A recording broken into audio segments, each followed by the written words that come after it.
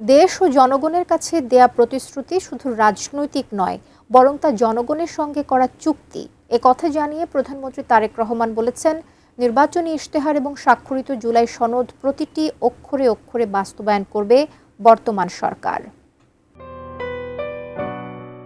সকালে রাজধানীর নিউ ইস্কাটনে ব্যায়াম ফাউন্ডেশনের তৃতীয় ভবন ভিত্তিপ্রস্তর স্থাপন করেন প্রধানমন্ত্রী তারেক রহমান।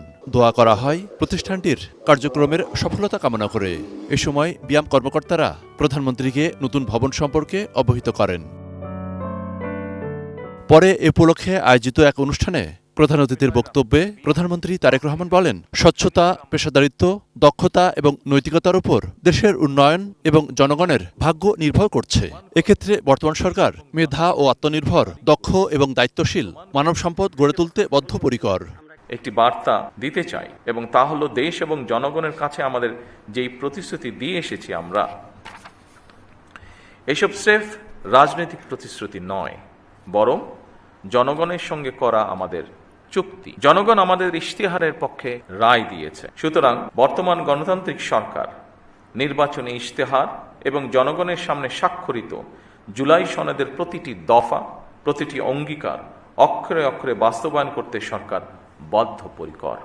সরকারি কর্মকর্তাদের জনগণের বন্ধু হিসেবে কাজ করার আহ্বান জানান প্রধানমন্ত্রী। আপনারাই নীতি নির্ধারণ এবং নীতি বাস্তবায়নের মধ্যে সেতু বন্ধন। আপনাদের সততা, কর্মদক্ষতা এবং দায়বদ্ধতাই সরকারের সাফল্যের অন্যতম ভিত্তি।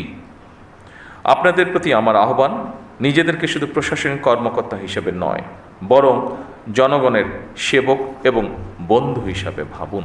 প্রত্যাশিত দেশ গড়তে কৃত্রিম বুদ্ধিমত্তা, অটোমেশন এবং ডিজিটাল প্রযুক্তির ব্যবহার প্রশাসনকে স্বচ্ছতা ও দক্ষ হিসেবে গড়ে তুলবে বলে আশা করেন তিনি।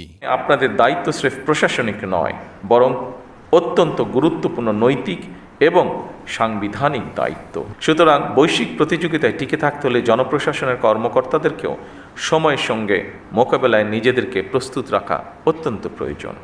মনিরুল ইসলাম মিন্টু, এটি নিউজ, ঢাকা। অটোমেশন এবং ডিজিটাল